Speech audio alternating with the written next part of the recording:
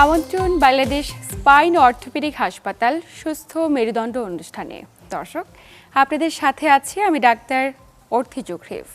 বয়সের সাথে সাথে মানুষের শরীরের নানা অঙ্গ প্রত্যঙ্গে বিভিন্ন ধরনের জটিলতা দেখা যায় এবং তার মাঝে সবচেয়ে সাধারণ এবং অবহেলিত একটি জটিলতা ঘাড়ে ব্যথা, এবং যেটিকে প্রাথমিকভাবে আমরা খুব একটা গুরুত্ব দিই না এবং বেশিরভাগ ক্ষেত্রে বয়স 40 ঊর্ধ্ব ব্যক্তিরা এটিকে বার্ধক্যজনিত কোনো জটিলতা ভেবে একদমই গুরুত্ব দিতে চান না।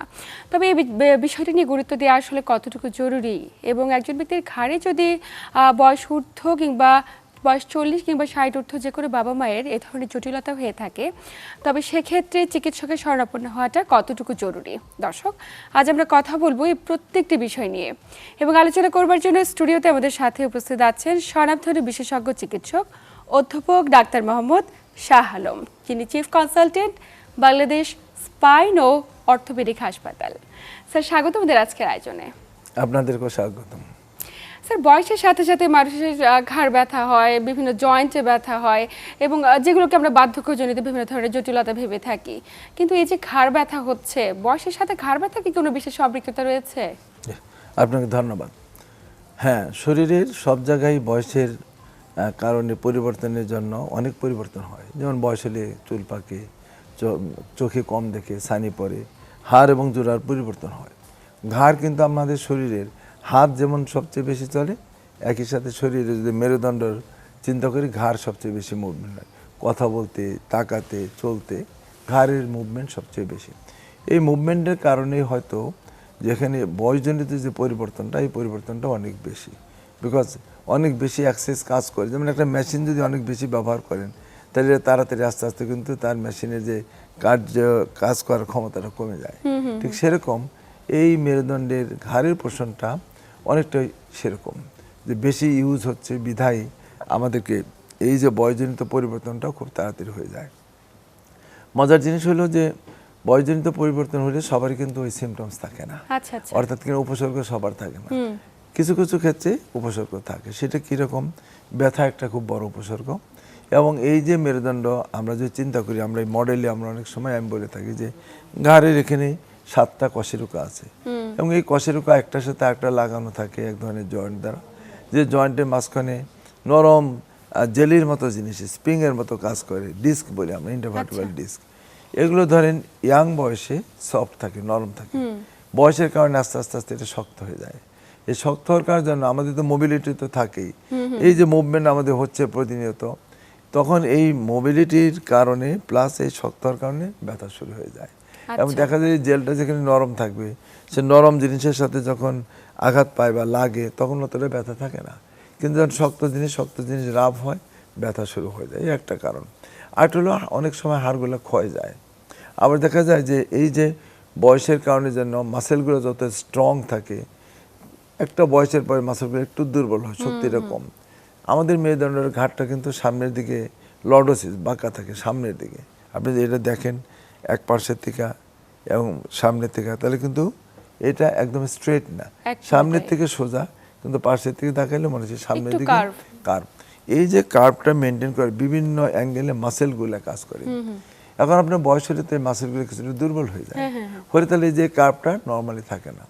যদি না থাকে, তখন এই যে হাড়গুলো যে একটু সরে যায়, তখন একটা জায়গায় স্ট্রেস পড়ে। আপনি ধরেন আপনার ঘাটটা লম্বা টাইম পাকা করে রাখতে পারবেন না, লম্বা টাইম সামনের দিকে ঝুঁকে রাখতে পারবেন না, ব্যথা হয়। যে কারণের জন্য নর্মাল যে অ্যালাইনমেন্ট সেটা থাকে না, তখন আপনার এই ব্যথা শুরু হয়। তো এই যে স্যার ব্যথাটা শুরু হলো, শুধুমাত্র ব্যথাই কি কেবল একমাত্র উপসর্গ, নাকি অন্য কোনো উপসর্গ থাকতে পারে? একটা হলো ব্যথা। তো এই ব্যথাটা কিরকম হবে? প্রথম দিকে ধরেন শুধু ঘাড়ের দিকে হবে, আস্তে আস্তে এটা কিন্তু হাতের দিকে যেতে পারে, দুইটা হাতেই যেতে পারে। এবং এটা দেখা যাবে যে কি হয়, যে এই হাড়ের মাঝখানে জেলিগুলো যদি বের হয়ে, এর পেছনেই থাকে খুব গুরুত্বপূর্ণ স্নায়ুতন্ত্র, স্পাইনাল কর্ড। স্পাইনাল কর্ড একদম ব্রেনের সাথে লাগানো অনেক অসংখ্য ইলেকট্রিক তারের মতো, টেলিফোনের তারের মতো ছোট ছোট তার মিলে বড় তার হয়ে মোটা একটা মানে কি বলে কর্ড হয়ে তার হয়ে ব্রেনের সাথে লাগানো, এবং একটা প্রত্যেকটা অঙ্গের সাথে ব্রেনের সাথে আপনার ছোট ছোট তার দিয়ে লাগানো। এখন দেখা যায় যে যদি এই মাঝখানে এই জেলি বের হয়ে আপনার শক্ত হয়ে স্পাইনাল কর্ডটাকে চাপ দিয়ে ধরে, প্রথম অবস্থায় ঘাড়, দেন 2 হাত, দেন 2 পা, একটা পর্যায়ে গেলে 4 হাত পায়ে আপনার ব্যথা হইতে পারে।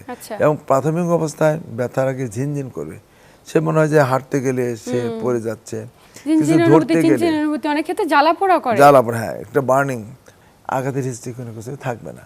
আস্তে আস্তে আস্তে আস্তে পরিবর্তন হয়ে গ্র্যাজুয়ালি দেখা যায় পুরা যে স্পাইনাল কর্ডটা থাকবে একটা সরু রাস্তার মতো, এই রাস্তাটা চিকন হয়ে যায়। আবার এই পাশে দিয়ে যে ইলেকট্রিক তারের মতো তার বের হবে, ওখানে ছোট একটা রাস্তা থেকে চিকন, আমরা যেটা বলি ফোরামেন, এই ফোরামেনটাও ছোট হয়ে যায়। আমরা যে ছবিতে দেখি যেমন এর একটা তার, এটা হলো আমরা বলি নার্ভ। এই নার্ভটা যে এখান থেকে বের হয়ে আসে, এই ছিদ্রগুলো ওই ডিস্কগুলো হাইট কমে যাওয়ার কারণের জন্য হাড়গুলো অনেক সময় চেঞ্জ হয়ে যায়, এক্সট্রা হাড় গজায়, তখন এটা যে বের হওয়ার যে রাস্তাটা, সরু হয়ে ছিদ্রটা, এটা সরু হয়ে যায়, তখন আপনার ব্যথা শুরু হয়ে যায়। তারপরে নার্ভ যদি কোনোভাবে কম্প্রেশন হয়, রাইট, এবং এইখান থেকে ব্যথাটা শুরু হয়ে এবং যাবে। এখন এই হাতে নার্ভ ব্যথা, পায়ে যন্ত্রণা শুধুমাত্র ঘাড়ের এই নার্ভ কম্প্রেশনের কারণে। যেমন এই একটা যে নার্ভ, এই একটা নার্ভ কিন্তু একটা না, অসংখ্য নার্ভ, অনেক, আমরা বলি যে নিওফিব্রিল, এই নার্ভগুলা এগুলো আপনার হইলে চিকন হয়ে বিভিন্ন আকার, আঙুল থেকে শুরু করে চামড়া, বিভিন্ন জায়গায় তার কানেকশন থাকে। সো যতটুকু চাপ দিবে এবং ওই জায়গাটা যেখানে গিয়া শেষ হয়ে গেছে ওখান থেকে ব্যথাটা শুরু হবে।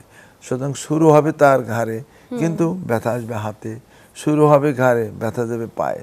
অনেক ক্ষেত্রে আপনি বলছিলেন প্রস্রাব পায়খানা বন্ধ হ্যাঁ, হয়ে যেতে এবং পারে। এটা তো ধরেন ব্রেন থেকে যে কন্ট্রোলটা আসবে, হ্যাঁ। যে আমরা তো যখন তখন যেখানে সেখানে প্রস্রাব পায়খানা করি না, তাহলে একটা নির্দিষ্ট টাইম, নির্দিষ্ট একটা রিফ্লেক্স আছে, এই কাজগুলো কিন্তু একটা কেবলের মাধ্যমে যায়, তারের মাধ্যমে।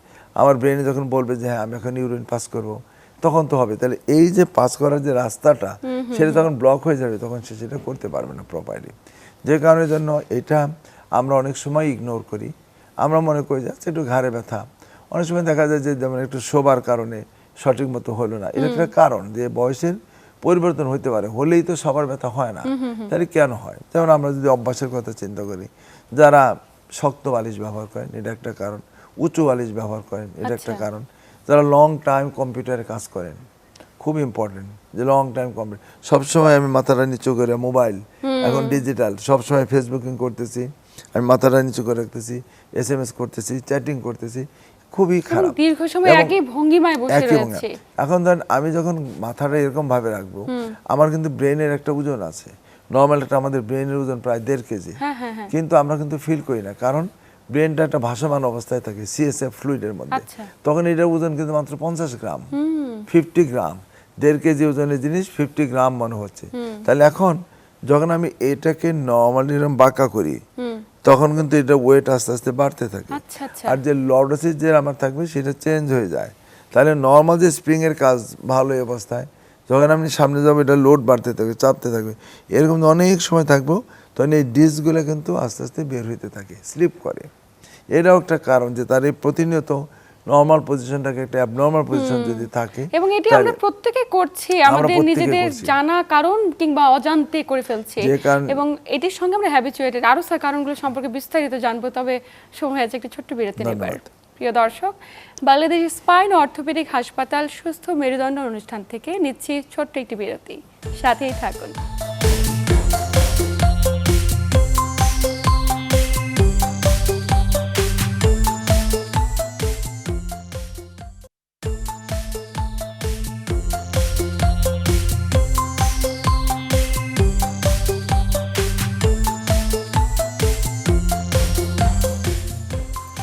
প্রিয় দর্শক, বিরতির পর আবার সবাইকে স্বাগত জানাচ্ছি বাংলাদেশ স্পাইন অর্থোপেডিক হাসপাতাল সুস্থ মেরুদণ্ড অনুষ্ঠানে। আপনাদের সাথে আছি আমি ডাক্তার অর্থি জোখরিফ, এবং আমার সাথে আছেন একজন বিশেষজ্ঞ চিকিৎসক। স্যার, বিরতির পর আবার স্বাগত আমাদের আজকের আয়োজনে। ধন্যবাদ। বিরতির আগে কথা বলছিলাম যে বার্ধক্যজনিত কারণে একজন ব্যক্তির ঘাড়ে ব্যথা যে বিশেষ কারণগুলো, তার মাঝে আপনি উল্লেখযোগ্য কিছু কারণ বলছিলেন, এ বিষয়ে আরো বিস্তারিত জানবো। যেটা বয়সের কারণে যে যে চেঞ্জটা হয় এবং যে কারণের জন্য ব্যথা, এটা কিন্তু আস্তে আস্তে হয় আমরা বলছি, এবং এই ব্যথার জন্য আর বেশি তাড়াতাড়ি হতে পারে। যেমন যারা লং টাইম একই অবস্থায় বসে থাকে, যারা রাস্তায় হাঁটতেছে ঝাঁকি লাগে, রাস্তাঘাটে যখন গাড়িতে যাবে যখন বেশি ঝাঁকি লাগে, যারা হুন্ডা চালায় বা তারা যা এমন কিছু কাজ করে, যেমন ধরেন অনেক সময় ড্রিলিং, এই যে জার্কি মুভমেন্ট, এগুলোকে পটেনশিয়েট করে, মানে এই চেঞ্জটাকে আরও তাড়াতাড়ি এটা আপনাকে চেঞ্জ করে দেবে। প্লাস আমাদের কিছু হ্যাবিট আছে, যেমন যারা স্মোক করে তাদের কিন্তু এই ডিসগুলোকে ডিজেনারেটেড বেশি হয়ে যায়। যারা অ্যালকোহল খান, মদ্যপান খান, তাদের কিন্তু এই বয়সজনিত পরিবর্তনটা বেশি হয়।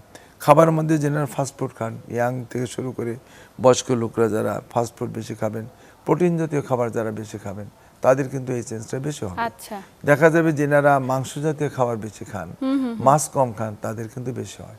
সবজি অনেকে খেতেই চায় না, ইয়াংরা খেতে চায় না। যাদের ফ্রুটস খাওয়ার অভ্যাস নাই বললেই চলে, দুধ খায় না, তাদের কিন্তু এই চেঞ্জগুলো বেশি। ক্ষয় রোগ থেকে শুরু করে ডিজেনারেটিভ চেঞ্জ অনেক বেশি হবে। তাদের এই কষ্টটা বেশি। সাথেও ঘাড়ে ব্যথার একটি বিশেষ সম্পৃক্ততা রয়েছে। স্যার, এই যে সমস্যাগুলো নিয়ে যখন আপনাদের শরণাপন্ন হয়, শারীরুদ্ধ একজন বাবা, তীব্র ঘাড়ে ব্যথা, এটার কারণে মুভ করতে পারছে না, নরমাল অ্যাক্টিভিটিস করতে পারছে না, শনাক্তকরণ করেন কি করে? শনাক্ত হলে একটা তো ধরেন একটা হিস্ট্রি আমরা নিলাম, এরপর একটা এক্সরে করলে অনেক কিছু পাওয়া যায়।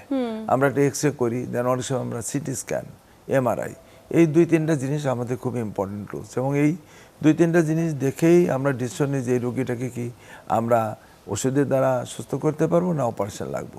আচ্ছা, চিকিৎসার ক্ষেত্রে যদি বলেন, মজার জিনিস হলেও শতকরা 80-90 ভাগ কোনো অপারেশন লাগে না। আচ্ছা, আচ্ছা, অনলি 5%, 10% বা 15% লোকের আপনার হলো চিকিৎসা জেনারেল সার্জারি করতে হয়।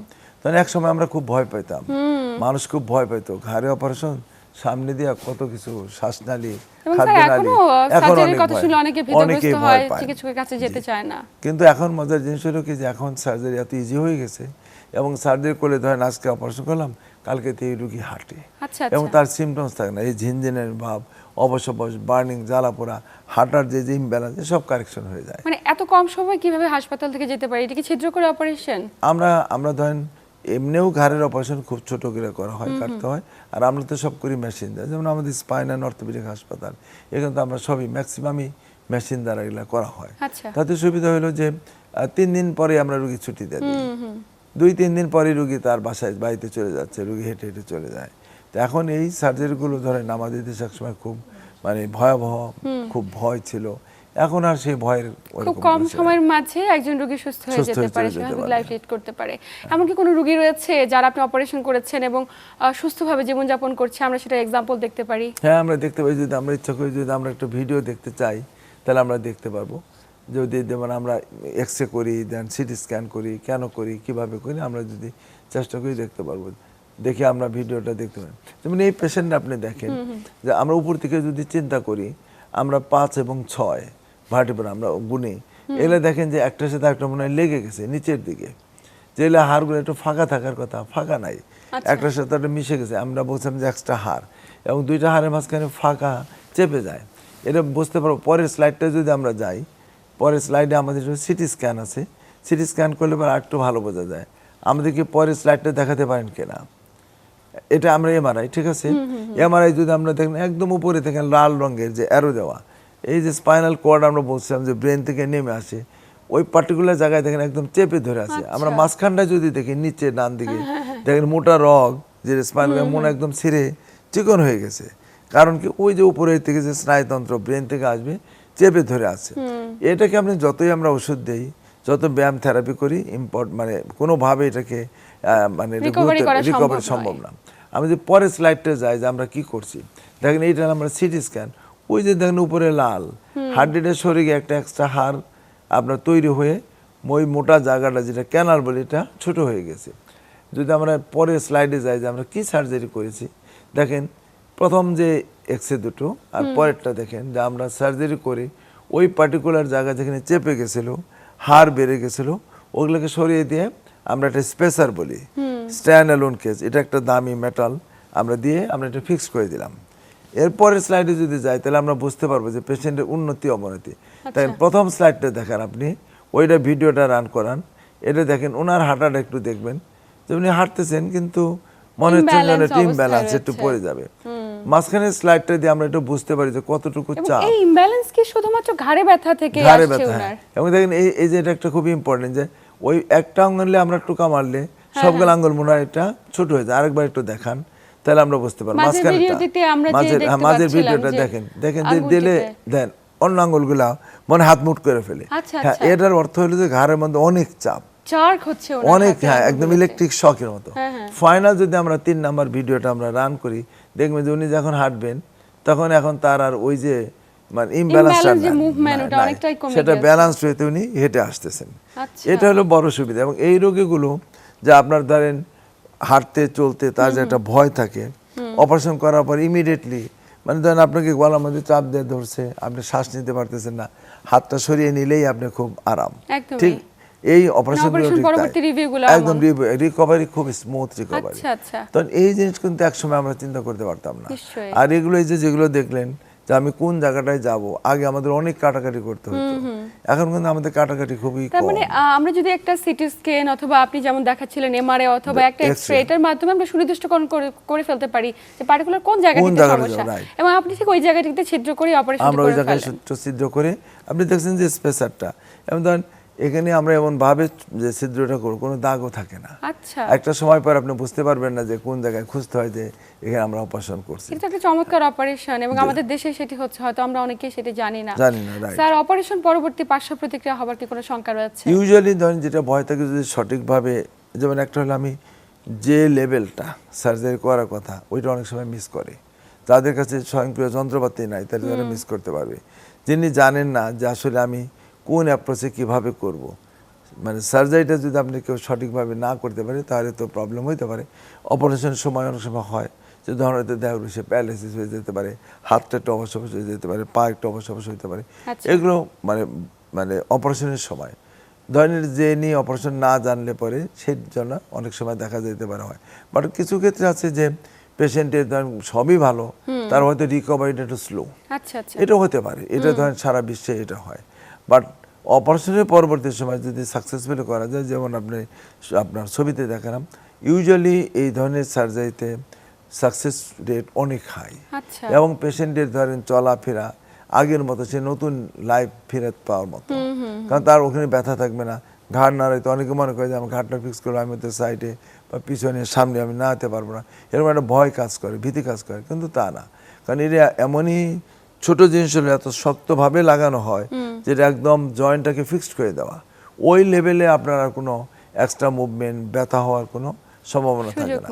আর একটা পর্যায়ে গেলে দুইটা হাড় মিলে কিন্তু একটা হাড় হয়ে যায়। আচ্ছা। কারণ আমরা যে স্পেসারটা আমরা ব্যবহার করি তার মাঝখানে কিন্তু আমরা বুনটা আপনার হাড় দিয়ে দিই, তাতে ওইগুলা উপরের হাড় আর নিচের হাড়গুলা সবকিছু মিলে একটা ইউনিট, একটা হাড় হয়ে যাবে, সলিড হাড় হবে, এবং তাতে করে উনি নরমাল লাইফ লিড করতে পারে অনেক সুন্দরভাবে।